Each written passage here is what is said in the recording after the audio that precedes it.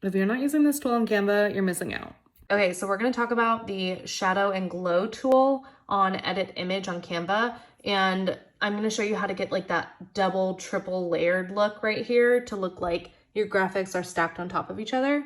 Watch this. Okay, so first you have to start by going to your text and typing whatever you want on the screen. So once you have the font that you've chosen and the text that you want, all you're gonna do is go up to the top, hit share, and save this as a transparent background PNG.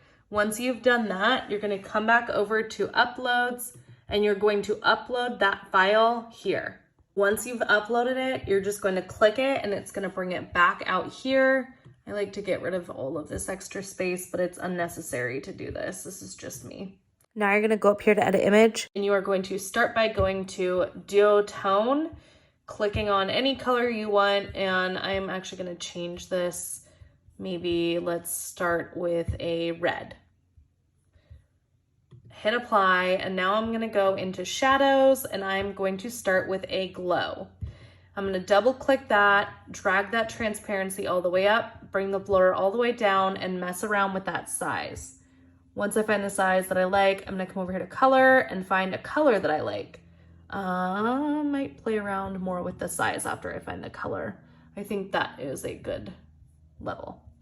So the next thing you're gonna do is hit apply and kind of click out of it back onto this gray area on the screen, click back onto it, go back up to edit image, and we're gonna go back into shadows and we're going to do curved. We're gonna hit apply one more time, click back into this gray area, click back onto it, click edit image again, click shadows again, go to glow, and we're gonna double click glow, bring the transparency up, the blur all the way down, change the color to whatever it is that you want. Bring that size up a little bit more than the time before.